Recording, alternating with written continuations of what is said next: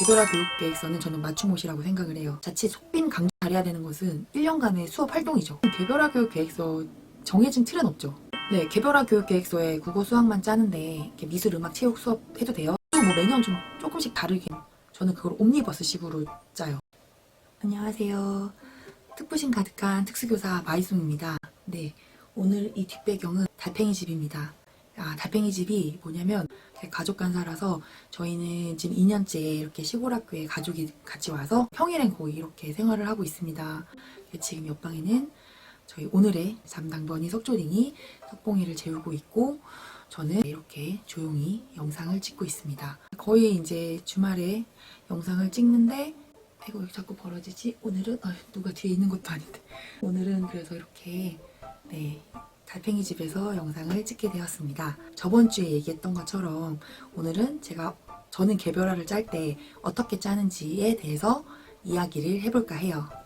사실 개별화 교육이 중요해요. 법에 명시되어 있을 정도로 필수 사항이고 중요한데 그만큼 되게 부담스러운 일이기도 합니다. 개별화 교육 계획서는 저는 맞춤옷이라고 생각을 해요. 일반 교육과정보다 더 까다로운 것이 바로 특수교육과정인 것 같습니다. 제가 특수교사라서 이렇게 말씀드리는 건 아니고 일반적으로 일반 교육과정의 경우에는 1년 수업을 뭐 이렇게 30명이든 40명의 학생들하고 할 때 그 평균적인 목표를 정해서 짜잖아요. 지도안도 이렇게 학년별로 이렇게 정해진 틀이 있고 근데 저희도 틀이 있어요. 틀이 있지만 특수교육과정은 개개인의 맞춤옷처럼 각각의 맞춤 목표를 정하고 또 그에 따른 교육 계획을 해야 돼요.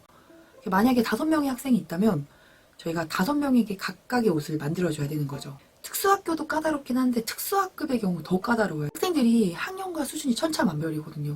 저희 반에도 지금 1학년부터 차근차근 하나씩 있습니다. 1, 2, 3, 4 이런 경우에 5명이 통합 수업에 따라서 그 시간에 따라서 오잖아요. 통합 수업도 받아야 되기 때문에 그러면 뭐 어떤 시간에는 A, B가 와서 공부하고 어떤 시간에는 B, C, D가 오고 어떤 날은 다 같이 오고 어떤 날은 B랑 E랑 오고 막 이렇게 다 섞여요. 정말 만들 수 있는 다양한 조합으로 이제 한 명의 특수교사한테 수업을 받죠. 각각의 개별화 또 목표에 따른 수업을 받죠. 남들이 봤을 때 특수교사는 뭐 정말 2명에서 많게는 5명 데리고 공부를 하네 라고 생각을 하겠지만 겪어본 사람들은 압니다. 또 개개인의 그 개별화를 만들면서 또 그 집합에서 또 교집합을 이루는 교육과정까지 생각을 해야 되기 때문에 학기 초에 정말 좀 머리 좀 뜯어야 돼요. 개별화 교육계획서 짜느라고. 교과서는 또 어때요? 교과서도 이렇게 저희도 특수 기본교육과정, 특수에도 기본교육과정이라고 교과서가 있지만 이렇게 지도서까지 잘 나와 있지만 이것을 온전히 쓰는 학생들이 있는 반면 또 이것 또한 어려워서 수준에 맞는 교육과정을 또 수정해야 되는 학생이 있고 또 일반 교육과정 국민공통 교육과정을 쓸 수 있을 것 같은데 또 좀 애매하게 기본교육과정을 그러니까 이렇게 되게 다양한 친구들이 있으니까 또 이걸 맞춰야 돼요. 그렇게 교육과정 수정을 통해서 개별화 교육계획서를 만들고 이렇게 수업을 하면 되겠구나 싶지만 또 아니죠. 장애 학생들의 학습 수준은 어떤 날은 기가 막히게 진도가 잘 빠져요. 되게 좋았던 날도 있지만 또 어떤 날은 아는 것도 다 잊어버리고 또 원점에 돌아가는 날도 있기 때문에 학기 초에 우리 특수교사가 예상을 하고 계획을 했던 개별화 교육 계획서에 따라서 수업을 정말 온전히 딱 학기에 딱 맞춰서 하기란 쉽지 않습니다. 저는 진짜 해주고 싶은 말이 개별화 교육 계획서에 너무 많이 에너지를 쓰지 말라고 말씀드리고 싶어요. 그렇다고 막 만들으라는 말씀은 절대 아닙니다. 되게 신규 교사들 같은 경우에 이제 초반에 으쌰으쌰 하면서 열의를 가지고 애써 이렇게 이제 만들어요. 시간을 투자하고 막 이렇게 해서 만들었는데 그 개별화 교육 계획서가 학기 말에는 이제 학생 성취 수준에 따라서 서랍 깊숙이 넣어두고 꺼내보지 않게 되는 이른바 결제를 위한 형식적인 문서가 되기도 하거든요. 저 역시도 옛날에 신규 때 그랬고요. 시간은 시간대로 소비를 하는데 개별화 계획서 만든 거의 현실과 이상의 괴리감을 부딪히게 되는 거죠. 그렇다고 해서 그러면 대충 만들어서 서랍 밑에 넣어두라는 말은 절대 아닙니다. 저도 매년 작년에 이렇게 하면서 이거 아쉬웠던 점 이런 걸 기반으로 해서 형식적인 개별화 계획서가 아니라 현장에서 실천 가능한 개별화를 만들기 위해서 저 역시 매년 이게 되게 고민하고 고군분투하고 있어요. 다들 특수교사들이 다들 그렇겠죠. 17년째 개별화 교육계획서를 짜고 있지만 지금도 학기 말에 이렇게 총괄 평가서를 작성하다 보면 이번 학기에도 또 내가 너무 많은 걸 욕심냈구나 하고 반성할 때가 있어요. 이건 어쩌면 제가 뭐 퇴임할 때까지 뭐 만족할 만한 개별화 교육 계획서를 못 만들 수도 있을 거예요. 혹시 이 영상을 찾아보게 되시는 신규 선생님들께 제가 하고 싶은 말은 과하게 막 퍼펙트하게 이 개별화 교육 계획서를 잘 만들고 싶다는 부담을 갖지 않으셨으면 좋겠습니다. 외부로 나가는 건 아니지만 학교 쪽에다 올리고 부모님에게도 보여드리고 공개된 그 자료이기 때문에 정말 이렇게 좀 마음에 들고 싶어서 계속 계획서에만 모든 에너지를 쏟아붓게 되면 자칫 속빈 강정이 될 수 있어요. 사실 우리가 정말 잘해야 되는 것은 1년간의 수업 활동이죠. 이 개별화 교육 계획서는 우리가 수업을 할 때 볼 수 있는 그 지도 같은 것이라고 할 수 있어요. 저도 처음에는 정말 화려하게 개별화 교육서를 막 이만큼 만들곤 했었는데 사실 개별화 교육 계획서보다 더 중요한 건 학기 말 평가서라고 봅니다. 얼마나 이 아이가 학기 동안에 학기 초에 만들었던 개별화 교육 계획서를 기반으로 1학기 동안 체계적으로 교육을 받았고 또 성장했느냐, 이게 더 중요하다고 생각을 해요. 특수교사의 진가는 개별화 계획서에도 있지만 개별화 평가에서 빛을 발한다고 저는 봅니다. 만들고 나면 되게 아쉬워요. 그래서 막 내가 이걸 왜 이렇게 못 만들었지? 뭐 이렇게 자괴감 들지 마시고 계속 하다 보면 늘기 때문에 초반에 이렇게 신규 선생님들 너무 여기다가 많은 에너지를 쏟지 않으셨으면 좋겠습니다. 우선은 개별화 교육 계획서 정해진 틀은 없죠. 틀은 없는데 꼭 들어가야 되는 항목이 있기 때문에 이것을 꼭 기억해서 넣습니다. 아무리 장수가 많아도 그리고 또 내용이 풍부한 개별화 교육 계획서라고 해도 필수 항목이 빠지면 정말 아무 소용이 없거든요. 우선 큰 욕심 가지지 마시고 필요한 항목부터 딱 넣는 개별화 교육 계획서를 이제 만들고 그게 시간장이 되는 거예요. 그래서 이제 그 내년에는 또 내가 해봤을 때 이게 좀 더 넣어야겠다, 이게 좀 바뀌어야겠다 하는 걸 계속 추가해서 나만의 시간장으로 이게 점점 이제 연차가 갈수록 개별화 교육 계획서를 수정 보완해가는 거라고 저는 생각을 합니다. 또 개별화 교육 계획서에 국어 수학만 짜는데 이렇게 미술 음악 체육 수업 해도 돼요? 이렇게 물어보시는 뚜껑님들도 계시는데 이렇게 되게 특수학급의 과목은 국어 수학일 거예요. 근데 이것도 뭐 만약에 개별화 회의 때 나는 어떤 과목 할 거다 이렇게 미리 회의해서 바꿀 수 있어요. 근데 저 역시도 국어와 수학을 과목으로 잡는데 그렇다고 국어와 수학만 하지는 않습니다. 아이들과 미술도 하고 뭐 체육도 하고 요리도 하고 음악도 해요. 그런데 이렇게 다양한 과목을 하다 보면 그걸 다 일일이 개별화 계획서를 또 짜야 될까요? 근데 어렵죠. 네. 그래서 저는 예전에 한 번은 그렇게 짜본 적 있어요. 정말, 너무 힘들어. 국어 수학 교과 중심에다가 생활 중심으로 내용을 구성한다고 개별화 회의 때 말씀을 드려요.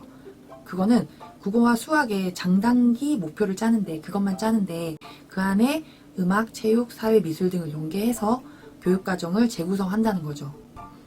만약에 오늘은 1교시 국어인데 우쿨렐레 수업을 해요. 이게 수업 목표는 근데 문장을 소리내어 읽을 수 있다 였고, 학습 내용은 우쿨렐레를 치며 동요 가사를 따라 부르기로 학수업 활동을 잡으면 국어 과목이지만 우쿨렐레를 가르치고 그게 국어와 또 연계가 되는 활동이 될 수 있거든요. 저도 뭐 매년 좀 조금씩 다르게 해요. 저희 반 학생은 아까 말씀드렸듯이 지금 1학년부터 4학년까지 이제 지금 골고루 있거든요. 1학년부터 4학년까지 국어 수학 교과서만 꺼내본다고 해도 그 양이 상당해요. 제가 한 가지 고백을 하자면 기본 교육과정이랑 공통 교육과정의 내용을 학년별 내용을 다 못 외웁니다. 임용 공부할 때나 줄줄 좀 외워봤지 지금은 언제든지 교과서를 이렇게 꺼낼 수 있으니까 외울 필요가 없어졌어요. 근데 그렇다고 해서 그 많은 교과서를 다 옆에 끼고 하느냐? 그건 또 아니고 기본 교육과정이랑 공통 교육과정 1학년부터 6학년까지 단원 지도 계획만 이렇게 모아서 이렇게 이만큼 틀을 만들어서 옆에 끼고 봐요.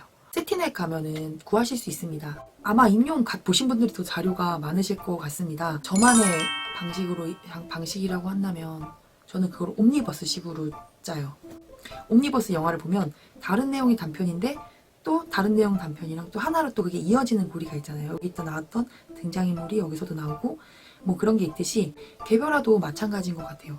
각 개인별 개별화라고 하지만 이 아이들이 한 곳에서 또 1시간 내에 같이 공부하는 경우도 있는데 교사는 한 명이잖아요.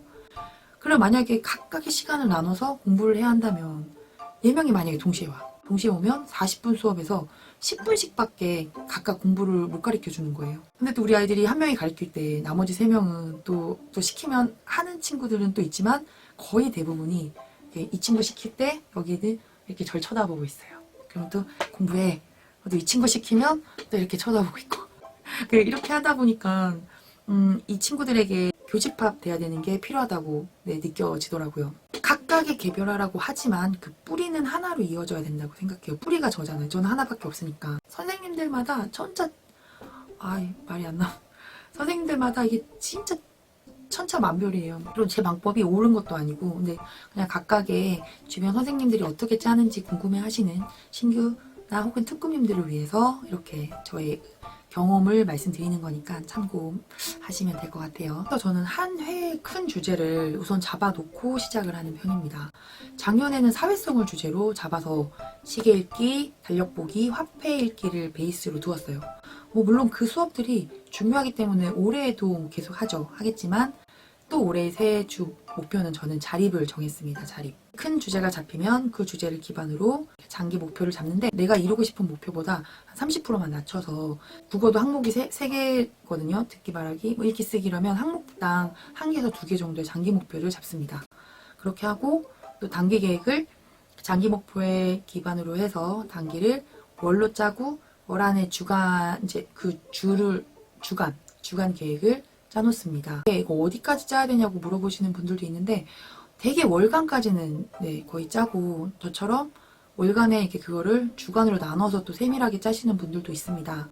그렇게 짜고 나면 또 이제 매주 주간 계획이 나가죠. 주간 계획 때 이제 그 매일 할 거를 이제 적긴 하는데 주간까지 짜야 된다. 는 거는 법적으로 없습니다. 저희는 올해 한 명 더 들어올 친구까지 추가해서 이제 5명이 될 건데 이제 그 학생들을 3그룹으로 나눠요. 기본교육과정을 중심으로 틀을 잡고 그리고 각 학년당 친구들의 국민공통교육과정을 참고해서 짜되 여기서 이제 부족한 거는 시중에 나온 교재들을 사서 보충을 합니다.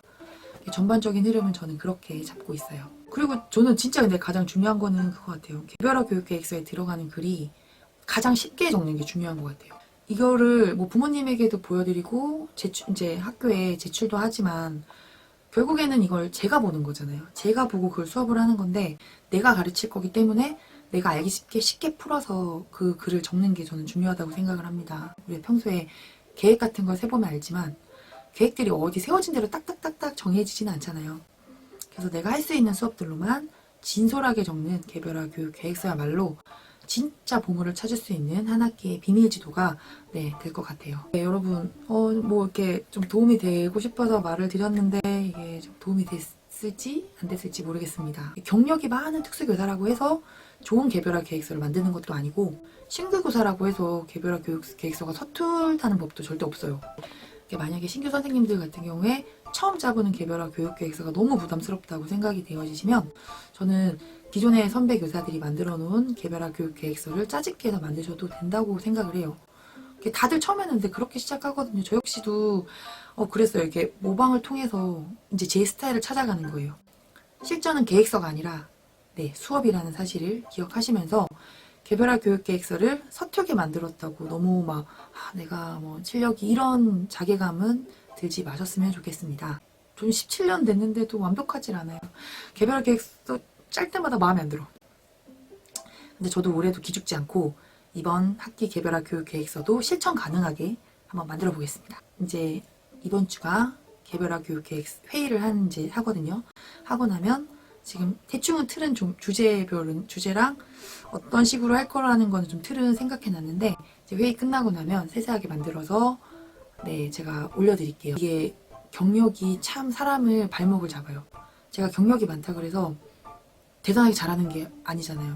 근데 누군가에게 제 거를 보여줬을 때 이게 이렇게 이제 나오면 제가 이제 경력과 함께 자존심만 높아져가지고 그게 되게 부끄럽다고 생각이 되어지는 거예요. 그럼 그렇게 저의 민낯을 보이는 게 좀 꺼렸습니다. 하지만 올해 제가 저의 자료를 정말 헐벗는 기분으로 지적받을 각오하고 이렇게 보여드리는 이유는 저 스스로도 저에게 그런 갇혀있는 알을 좀 깨고 싶어요. 만약에 제가 지적받아야 되는 일이 있으면 지적받아야죠. 항상 보여주지 않으면 보통은 간다고 생각을 하고 항상 그렇게 살았는데 그렇게 되면 제가 발전하는 게 없을 것 같아서 올해는 정말 민낯이지만 욕은 먹기 싫다. 그냥 우선 보여드릴게요. 그러면 저는 이만. 안녕. 너무 늦었다. 자야겠다. 씻고. 안녕.